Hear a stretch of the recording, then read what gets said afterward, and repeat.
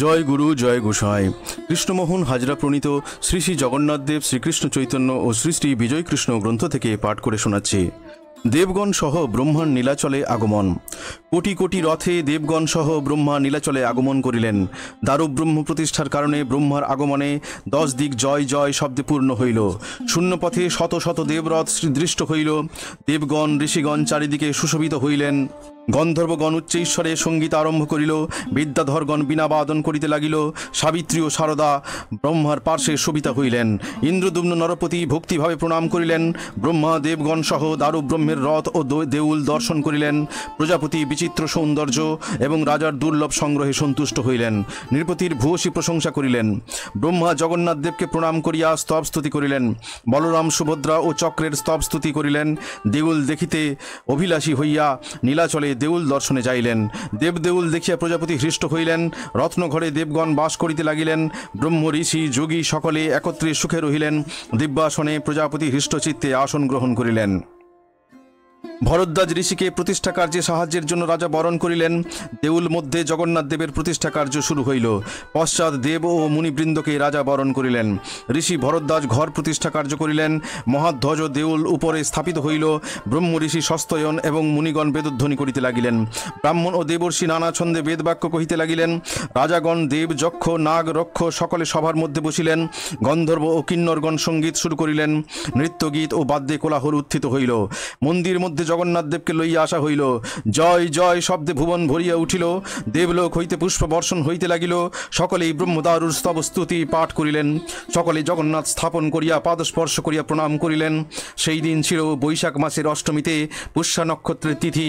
এই দিন চারি দারু মূর্তির দর্শনে লোকের ভক্তি ও মুক্তি লাভ হয়। যেই মুহূর্তে ব্রহ্মা জগন্নাথ দেবকে দেউলে প্রতিষ্ঠা করিলেন, সেই মুহূর্তে জগন্নাথ দেব তেজময় নৃসিংহ মূর্তি ধারণ করিলেন। সকলেই ভয়ে শঙ্কিত হইয়া উঠিলেন। দেবর্ষি নারদ সকলকে ভয়াতুর দেখিয়া ইহার কারণ জিজ্ঞাসা করিলেন। ব্রহ্মা বলিলেন, এই দারুতে ব্রহ্ম অধিষ্ঠান হেতু নানা রূপ ধারণ হয়। বিশেষত লোকের বিশ্বাস উৎপাদনের জন্য জগন্নাথ দেব এই মূর্তি ধারণ করিয়াছেন। ব্রহ্মা সেই নৃসিংহ মূর্তির স্তব করিলেন। রাজাকে তাহার মধ্যে বসাইয়া অথর্ববেদ অনুসারে অনির্বাণ বৈষ্ণব মন্ত্র দান করিলেন। স্বয়ংভব মুনি এই মন্ত্রে পূর্বে পৃথিবী পালন করিয়াছিলেন।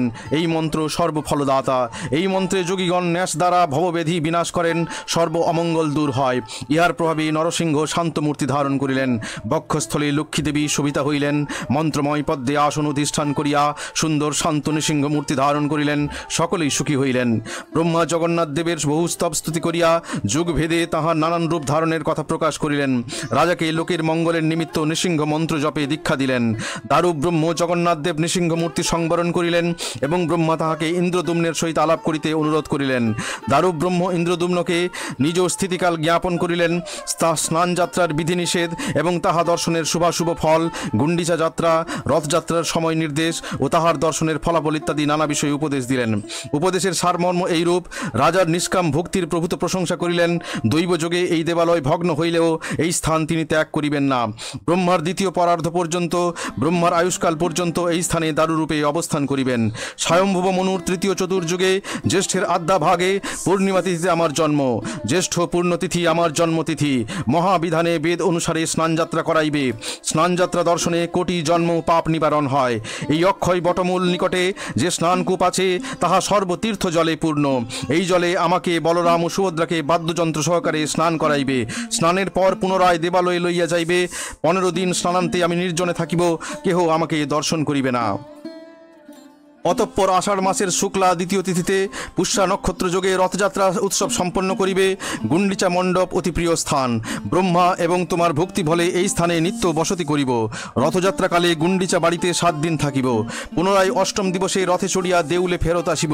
সেই কালে যাহারা রথে আমাকে দর্শন করিবে তাহারা মুক্ত হইবে। যে আমার উত্থান শয়ন ও পার্শ্ব পরিবর্তনে ভক্তিভাবে স্তব পাঠ করিবে তাহার পুণ্যের সীমা থাকিবে না। ফাল্গুনী পূর্ণিমাতে আমাকে দোল দিবে। চৈত্র মাসের ত্রয়োদশীতে কর্ম প্রপুরণ করিবে। বৈশাখের শুক্লপক্ষে তৃতীয় তিথিতে সুগন্ধ চন্দন আমাকে লেপন করিবে। ইহাতে জীব চতুর্বর্গ লাভ করিবে। ব্রহ্মকে দারু ব্রহ্ম সন্তুষ্ট হইয়া বলিলেন, তুমি দেবসহ নিজ লোকে প্রত্যাবর্তন করো। তোমার আয়ুষ্কাল পর্যন্ত আমি এই স্থানে রহিব।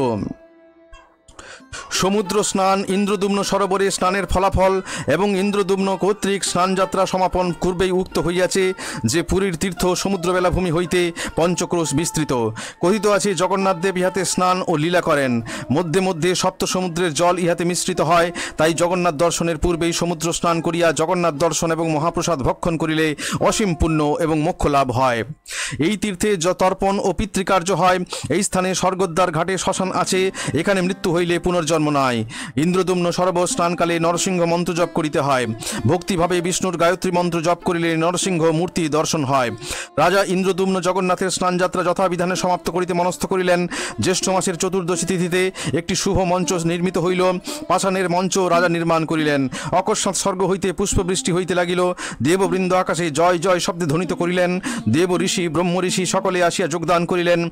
গুপ্ত তীর্থের জল সংগ্রহ করিয়া সহস্র সহস্র রজত ও স্বর্ণ কুম্ভে পূর্ণ করা হইল। বিধিমত অধিবাস সম্পন্ন হইল।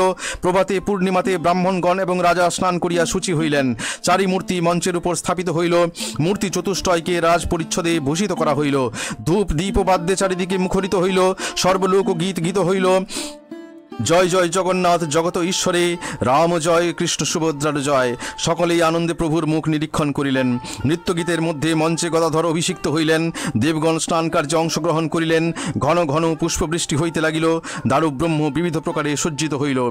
শুভ বস্ত্রে অংশ আচ্ছাদিত হইল। অতঃপর কুম্ভের জলে স্নান শুরু হইল। সকলেই দেখিয়া কৃতার্থ হইল। আজ এই পর্যন্তই। পরের অংশ পরের ভিডিওতে। জয় গুরু, জয় গোসাই।